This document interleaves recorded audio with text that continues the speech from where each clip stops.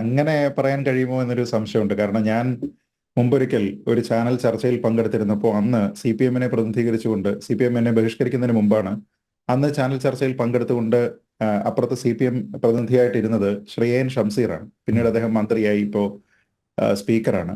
അപ്പൊ അന്ന് അദ്ദേഹം, ഞാൻ ഫേസ്ബുക്കിൽ ഇട്ടിരുന്ന ഒരു പോസ്റ്റ്, അത് ശ്രീ പിണറായി വിജയനെ കുറിച്ചാണെന്നൊന്നും എഴുതിയിട്ടില്ല. പക്ഷേ ആ പറഞ്ഞിരിക്കുന്ന ഗാനം അതൊരു പാരഡി ഗാനമാണ്. ആ പാരഡി ഗാനം എടുത്ത് ഈ ലൈവ് ചർച്ചയിൽ അദ്ദേഹം അത് വായിച്ചതിന് ശേഷം പിണറായി വിജയനെ ആക്ഷേപിച്ചുകൊണ്ടാണ് ഇത് എഴുതിയിരിക്കുന്നത് എന്നൊക്കെ പറഞ്ഞു. അപ്പൊ ഇന്നിപ്പോ ശ്രീ ബലദേവ് പറയുന്നത് ആക്ഷേപിച്ചാണെങ്കിലും ആൾക്കാർക്ക് എഴുതാം എന്നാണ്. അന്ന് നേരിട്ട് യാതൊരു വിധത്തിലുള്ള റെഫറൻസും ഇല്ലാതിരുന്ന ഒരു പാരഡി ഗാനത്തിനെ പോലും വളരെ വിമർശനാത്മകമായിട്ട് അങ്ങനെയൊന്നും ചെയ്യാൻ പാടില്ല, അങ്ങനെയുള്ള ആൾക്കാരെ ഒന്നും ചർച്ചയ്ക്ക് വിളിക്കാൻ പാടില്ല എന്നൊക്കെ അഭിപ്രായം പറഞ്ഞിരുന്നയാളാണ് ഇന്നത്തെ കേരള സ്പീക്കർ. നമ്മുടെ ജനാധിപത്യത്തിന്റെ സംരക്ഷകനും സഭാനാഥനും ഒക്കെ അദ്ദേഹമാണ് എന്ന് ശ്രീ ബലദേവിനെ ഒന്ന് ഓർമ്മിപ്പിക്കുകയാണ്. പിന്നെ രണ്ട്, അദ്ദേഹം ഇപ്പൊ ഇവിടെ പറഞ്ഞിരിക്കുന്നത് ഇതിലൊന്നും തന്നെ പാർട്ടിക്ക് പങ്കില്ല എന്ന് അദ്ദേഹം പറഞ്ഞു. അതെങ്ങനെയാണ് പാർട്ടിക്ക് പങ്കില്ല എന്ന് ശ്രീ ബലദേവ് തീരുമാനിച്ചത് എന്നെനിക്കറിയില്ല.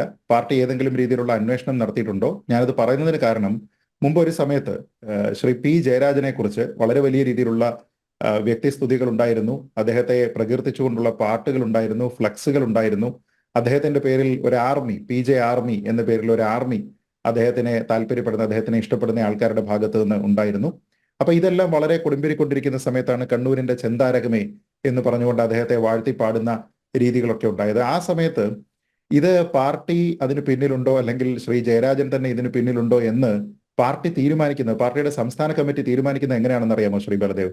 അന്ന് ഒരു 3 അംഗ അന്വേഷണ കമ്മീഷനെ നിയമിച്ചിരുന്നു. അതിൽ ഇപ്പോ ഇൻസിഡന്റലി പറഞ്ഞു കഴിഞ്ഞാൽ ഈ ഷംസീറും അന്ന് അതിലൊരു അംഗമായിരുന്നു. അന്ന് ഈ 3 അംഗ അന്വേഷണ കമ്മീഷൻ അവര് തീരുമാനിച്ച അവരുടെ ആ ഒരു ടേംസ് ഓഫ് റെഫറൻസ് എന്ന് പറഞ്ഞാൽ ഇതിൽ ശ്രീ ജയരാജൻ എന്തെങ്കിലും പങ്കുണ്ടോ എന്നതായിരുന്നു.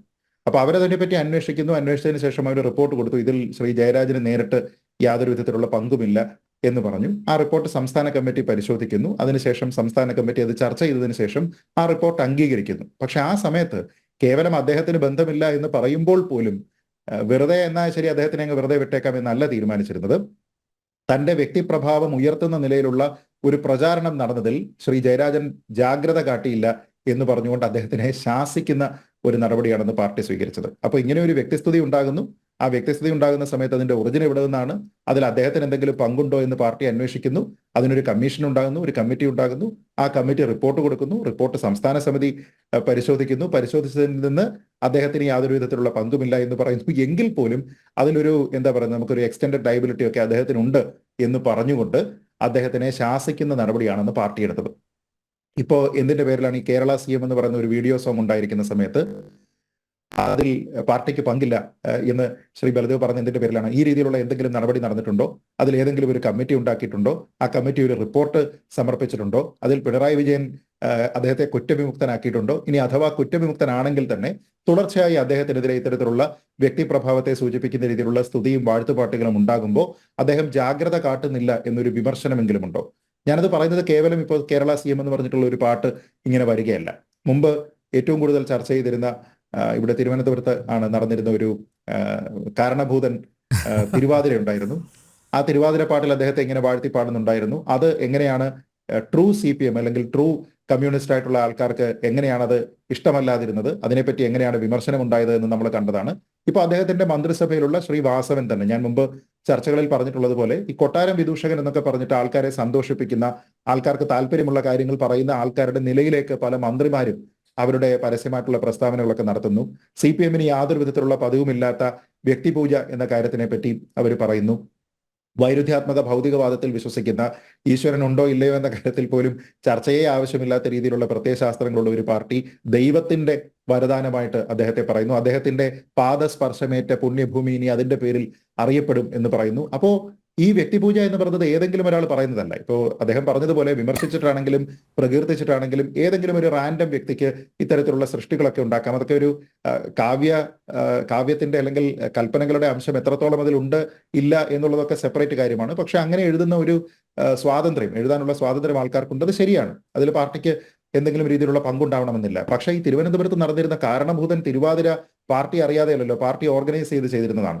അപ്പോൾ തീർച്ചയായിട്ടും അതിന്റെ വരികൾ എങ്ങനെയാണ്, ഒരു മെഗാ തിരുവാതിര നടത്തുന്ന സമയത്ത് അതിന്റെ വരികൾ എന്താണ് പറയുന്നത് എന്ന കാര്യത്തിനെ പറ്റി പാർട്ടിക്ക് കൃത്യമായിട്ടുള്ള ധാരണ ഉണ്ടാകേണ്ടതാണ്. അതേപോലെ തന്നെ മന്ത്രി വാസവൻ ഒന്നല്ല പല വേദികളിൽ ഇതേപോലെ തന്നെ വ്യക്തിപൂജ നടത്തുന്നു, അല്ലെങ്കിൽ ആ രീതിയിൽ പ്രകീർത്തിക്കുന്നു. ഇപ്പൊ അതെല്ലാം കഴിഞ്ഞതിന് ശേഷം ഇതിഹാസ പുരുഷന്മാരുമായിട്ട് തച്ചോളി ഉദയനൻ, ശ്രീനാരായണ ഗുരു, അയ്യങ്കാളി ഇവരോടൊപ്പം തന്നെ ചേർത്ത് വെക്കുന്ന പേരായിട്ട് പിണറായി വിജയനെ മാറ്റിക്കൊണ്ട് തുടർച്ചയായിട്ടുള്ള പ്രസ്താവനകൾ നടത്തുന്നത് LDF-ന്റെ കൺവീനറാണ്. അതുകൂടാതെ ഇദ്ദേഹം സൂര്യനാണ് എന്ന് പറഞ്ഞുകൊണ്ട് പിന്നെ party secretary Shri MV Govindan പറയുന്നു. അടുത്ത് വന്നാൽ കരിഞ്ഞു പോകുമെന്ന് പറയുന്നത് വ്യക്തിസ്തുതിയല്ല, പരസ്യമായ ഭീഷണിയാണ്. നിങ്ങൾ അടുത്തേക്ക് വന്നു കഴിഞ്ഞാൽ കരിഞ്ഞു പോകുമെന്ന് പറയുന്നത്. ഈ സ്തുതിക്കുന്ന കൂട്ടത്തില് ഇടയ്ക്കൊരു പടി കൊടുക്കുന്നുണ്ടോ എന്നൊരു സംശയോ? അല്ല അല്ല, ഇത് നോക്കൂ, ഇതില് ഈ ഒരു ഇതിഹാസ പുരുഷന്മാരെ വാഴ്ത്തി പാട്ടുകൾ ഉണ്ടാകുമെന്ന് പറയുമ്പോൾ ഈ വാക്കുകളുടെ അർത്ഥമൊക്കെ ഒന്ന് നോക്കട്ടെ. ഇപ്പൊ നമുക്ക് ഈ പറയാം, ഓക്കെ ശരി, അദ്ദേഹം നടന്നു വന്നാൽ സിംഹമാണ്, ഇരുന്നാൽ ഇതാണ്, മറ്റേതാണ്, മറിച്ചാണെന്നൊക്കെ പറയാം. പക്ഷെ സ്വജനപക്ഷവാദികളിൽ അദ്ദേഹമാണ് മാസ്റ്റർ എന്ന് പറഞ്ഞു കഴിഞ്ഞാൽ ഈ സ്വജനപക്ഷവാദം എന്നതിന്റെ അർത്ഥം എന്താണെന്നുള്ളത് ഈ എഴുതുന്നയാളിന് അറിയില്ലെങ്കിൽ ഈ പാർട്ടിയിലുള്ള ആൾക്കാരെങ്കിലും പറയണ്ടേ. സ്വജനപക്ഷവാദികളിൽ വാദ്യാരെന്നും മാസ്റ്ററടാ എന്നാണ് പറയുന്നത്. അപ്പൊ അത് ഒരു വ്യക്തിപൂജയായിട്ട് ഇവർ പറയുകയാണ്. ഞാൻ പറയുന്നത് പാർട്ടിയുടെ മുൻ നിലപാടുകൾ. വ്യക്തിപൂജ പാർട്ടിയുടെ ഒരു രീതിയല്ല. ഒരു വ്യക്തി പാർട്ടിക്ക് മുകളിലല്ല, പാർട്ടിയാണ് ഏറ്റവും വലുത്. ഏതെങ്കിലും ഒരു വ്യക്തി അതിന് മുകളിലേക്ക് നമുക്ക് കൊണ്ട് പ്ലേസ് ചെയ്യാൻ സാധിക്കില്ല എന്നുള്ള CPM-ന്റെ പരസ്യ നിലപാടുകളുണ്ട്. ശ്രീ VS അച്യുതാനന്ദനെ ഇതേപോലെ തന്നെ വ്യക്തിപൂജ ചെയ്യുന്നതിന് വേണ്ടി പല ആൾക്കാരും ശ്രമിച്ചിരുന്ന സമയത്ത് അതിനെ എതിർത്തുകൊണ്ട് പരസ്യമായിട്ടുള്ള പ്രസ്താവന നടത്തിയിരുന്ന ആൾ കൂടിയാണ് പിണറായി വിജയൻ. പക്ഷെ അതിനുശേഷം അദ്ദേഹമാണ് ഈ പാർട്ടിയുടെ ഐശ്വര്യം, അതിന്റെ കീർത്തിയെല്ലാം ലോകം മുഴുവൻ എത്തിച്ചിരിക്കുന്നതിന്റെ കാരണഭൂതൻ അദ്ദേഹമാണ് എന്ന് പറയുന്നു. അദ്ദേഹം ഈ പറഞ്ഞതുപോലെ ഇതിഹാസ പുരുഷനാണ് എന്ന് പറയുന്നു. അദ്ദേഹം ദൈവത്തിന്റെ വരദാനമാണ് എന്ന് പറയുന്നു. ഇപ്പൊ ഈ പറഞ്ഞിരിക്കുന്ന പോലെ അദ്ദേഹം കുതിരയാണ്, അദ്ദേഹം കഴുകനാണ്, അദ്ദേഹം പുലിയാണ്, അദ്ദേഹം സിംഹമാണ്, പക്ഷിയാണ്, അല്ലെ ഫീനിക്സ് പക്ഷിയാണ്, അദ്ദേഹം രണ്ടു തരത്തിലുള്ള മരങ്ങളാണ്, വേപ്പുമരമാണ്, തേക്കുമരമാണ്, സൂര്യനാണ്, രാജാവാണ് എന്നൊക്കെ പറഞ്ഞിട്ടെല്ലാം അതിൽ പറയുകയാണ്. അതിനോടൊപ്പം തന്നെ അതിൽ പറഞ്ഞിരിക്കുന്നത് കൂടാതെ തന്നെ ഇപ്പോ ശ്രീ പിന്നെ MV ഗോവിന്ദനെ പോലെയുള്ള ആൾക്കാർ പ്രകീർത്തിക്കുന്നു. ഇതെല്ലാം തന്നെ ഇതിഹാസ പുരുഷന്മാരാകുമ്പോൾ ഇങ്ങനെ ഉണ്ടാകുമെന്ന് ശ്രീ EP ജയരാജൻ പറയുന്നു. ഞാൻ പറയുന്നത് ഇതൊക്കെ കേൾക്കുന്ന സമയത്ത് ഇദ്ദേഹത്തെ കേവലം ബിംബവൽക്കരിക്കുക എന്നതിനപ്പുറത്തേക്ക് ഇദ്ദേഹത്തിന് ഒരു ദൈവിക പരിവേഷം കൊടുക്കുന്നുണ്ട്. എനിക്ക് ഇത് കേൾക്കുന്ന സമയത്ത്, ഇപ്പൊ ഈ പറഞ്ഞിരിക്കുന്ന കാര്യങ്ങളെല്ലാം കേൾക്കുന്ന സമയത്ത് പെട്ടെന്ന് എനിക്ക് തന്നെ ഓർമ്മ വരുന്നത് ഭഗവത്ഗീതയാണ്. ഭഗവത്ഗീതയിലെ 10-ാമത്തെ അധ്യായമുണ്ട്, വിഭൂതി യോഗം എന്ന് പറഞ്ഞിട്ട്. ഈ വിഭൂതി യോഗത്തിൽ അവിടെ ശ്രീകൃഷ്ണൻ അർജുനനോട് പറയുന്നുണ്ട്, ഞാനാണ് എല്ലാത്തിന്റെയും ഉത്ഭവസ്ഥാനം, സർവവും ജനിച്ചിരിക്കുന്നത് എന്നിൽ നിന്നാണ്, പ്രവർത്തിക്കുന്നത് എന്നിൽ നിന്നാണ് എന്നുള്ളതിനെ പറ്റി അറിഞ്ഞിരിക്കുന്ന പണ്ഡിതന്മാരായിട്ടുള്ള ആൾക്കാർ വളരെ ഏകാഗ്രതയോടുകൂടി എന്നെ ഭജിക്കുന്നു എന്ന് പറയുന്നുണ്ട്. അതിനുശേഷം വളരെ ഡിസ്ക്രിപ്റ്റീവായിട്ട് അദ്ദേഹം ഓരോന്നിലും അതിന്റെ അൾട്ടിമേറ്റ് ആയിട്ടുള്ളത് ഞാനാണ് എന്ന് പറയുന്നുണ്ട്. ഇപ്പൊ ഉദാഹരണത്തിന് ആദിത്യന്മാരിൽ വിഷ്ണുവാണ് ഞാൻ, ജ്യോതിസുകളിൽ ഞാൻ സൂര്യനാണ്, വായുക്കളിൽ മരീചി, നക്ഷത്രങ്ങളിൽ ചന്ദ്രൻ, ദേവന്മാരിൽ ഇന്ദ്രൻ, വേദങ്ങളിൽ സാമം, ഭൂതങ്ങളിൽ പ്രാണൻ, മൃഗങ്ങളിൽ സിംഹം, പക്ഷികളിൽ ഗരുഡൻ, ഇങ്ങനെയൊക്കെ പറയുന്നുണ്ട്. അപ്പൊ ഇത് പറയുന്ന സമയത്ത് നമ്മളൊന്ന് ആലോചിച്ച് നോക്കിയേ, ഈ പറഞ്ഞിരിക്കുന്ന പല കാര്യങ്ങളും, ജ്യോതിസുകളിൽ സൂര്യൻ, അപ്പൊ ദാ ഇവിടെ ആൾക്കാർ പറയുകയാണ് പിണറായി വിജയനും സൂര്യനാണ്, നക്ഷത്രങ്ങളിൽ ചന്ദ്രൻ, പിന്നെ അതേപോലെ തന്നെ ദേവന്മാരിൽ ഇന്ദ്രൻ, ഇന്ദ്രനെയും ചന്ദ്രനെയും പോലും ഭയമില്ല എന്ന് അദ്ദേഹം തന്നെ സ്വയം പറഞ്ഞിട്ടുണ്ട്.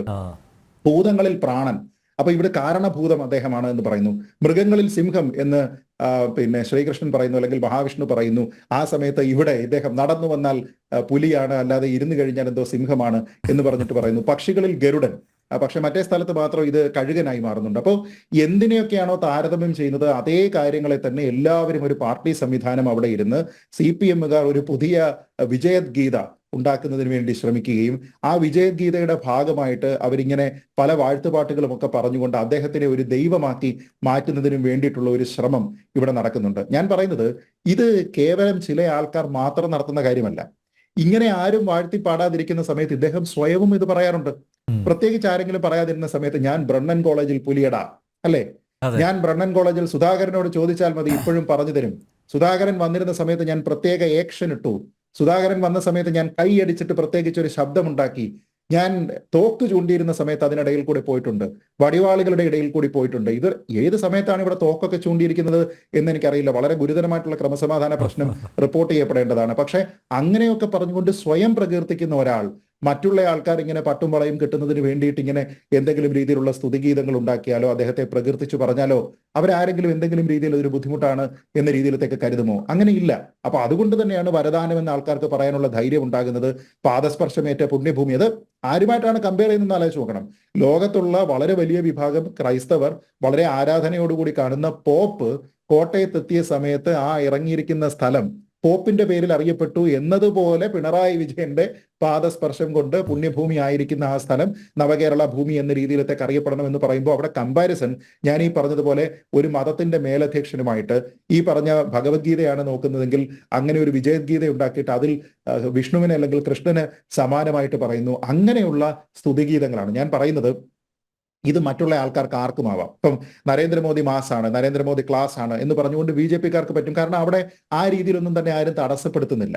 കോൺഗ്രസ്സുകാരെ സംബന്ധിച്ചിടത്തോളം രാഹുൽ ഗാന്ധിയെ പറ്റിയോ അല്ലെങ്കിൽ സോണിയാഗാന്ധിയെ പറ്റിയോ അല്ലെങ്കിൽ നെഹ്റുവിനെ പറ്റിയോ ഒക്കെ തന്നെ പ്രകീർത്തിക്കുന്നതിന് പ്രത്യേകിച്ച് ആർക്കും ബുദ്ധിമുട്ടുണ്ടാകേണ്ടുന്ന കാര്യമില്ല. കാരണം വളരെ ലൂസ്ലി സ്ട്രക്ചേർഡ് ആയിട്ടുള്ള ഒരു സംവിധാനമാണ് അവിടെ. പക്ഷെ CPM അങ്ങനെയല്ല.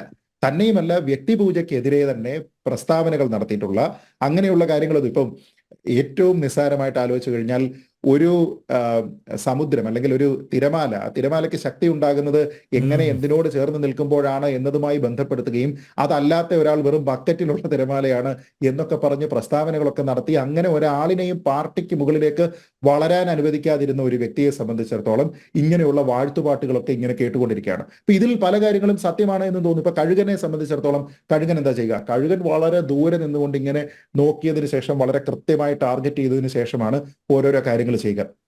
ഇപ്പൊ ശ്രീ പിണറായി വിജയന്റെ കാര്യം നോക്കിക്കഴിഞ്ഞാൽ അങ്ങനെയാണ്. അദ്ദേഹത്തിനെ സംബന്ധിച്ചിടത്തോളം രാഷ്ട്രീയ എതിരാളികളെ അദ്ദേഹം ഏത് നിലയ്ക്കാണ് കൈകാര്യം ചെയ്യുന്നത്, ഏത് രീതിയിലാണ് അവരെ ട്രീറ്റ് ചെയ്യുന്നത് എന്നുള്ളത് നോക്കിക്കഴിഞ്ഞു കഴിഞ്ഞാൽ ഇതേപോലെ തന്നെയാണ് ചെയ്യുന്നത്. ഇപ്പോൾ പാർട്ടി സംവിധാനവും ഒരുപക്ഷെ ആ രീതിയിലേക്ക് മാറിയിട്ടുണ്ട്. ഇന്ന് നമ്മൾ കണ്ടതാണ്, യൂത്ത് കോൺഗ്രസിന്റെ പ്രസിഡന്റ് അറസ്റ്റിലായി. അപ്പൊ അദ്ദേഹത്തിനെ എങ്ങനെയാണ് ഒരു തീവ്രവാദിയെ അറസ്റ്റ് ചെയ്ത് കൊണ്ടുപോകുന്ന രീതിയിലത്തേക്കാണ് രാഷ്ട്രീയമായിട്ടുള്ള ഒരു ഇടപെടലിന്റെ പേരിൽ, ഒരു പൊളിറ്റിക്കൽ സമരത്തിന്റെ പേരിൽ ഒരാളിനെ കൊണ്ടുപോകുന്ന രീതി എന്താണ് എന്നുള്ളത് നമ്മൾ കണ്ടതാണ്. ഇതേപോലെ CPM-ന്റെ ഭാഗത്ത് നിന്ന് ഇതേപോലെ പെട്ടെന്ന് അറസ്റ്റ് ചെയ്യുക അല്ലെങ്കിൽ ജാമ്യം നിഷേധിക്കപ്പെടുക, ഇങ്ങനെ ഉണ്ടായിരിക്കുന്ന ആൾക്കാർക്ക് ഇങ്ങനെ ട്രീറ്റ്മെന്റ് ഉണ്ടാകുന്നില്ല. അപ്പോൾ ഒരു ഡിഫറൻഷ്യൽ ട്രീറ്റ്മെന്റ് കാണിക്കുന്നു. അങ്ങനെ കണ്ണിങ് ആയിട്ടുള്ള ഒരാളിനെയാണ് നിങ്ങൾ കഴുകൻ എന്നോ കുതിര എന്നോ ഒക്കെ പറയുന്നത് എങ്കിൽ ഞാൻ നിങ്ങളോടൊപ്പമാണ്. പക്ഷേ അങ്ങനെയുള്ള വ്യക്തിസ്തുതികൾ നിങ്ങളുടെ ഐഡിയോളജി അംഗീകരിക്കുന്നില്ല എന്നുള്ള വാസ്തവം കൂടി നിങ്ങൾ മനസ്സിലാക്കേണ്ടതാണ്. ശ്രീ വാസവനെങ്കിലും അത്തരത്തിലുള്ള വാസ്തവങ്ങൾ മനസ്സിലാക്കേണ്ടതാണ് എന്നുള്ളതാണ് എനിക്ക് പറയാനുള്ളത്. ഓക്കെ, തിരിച്ചു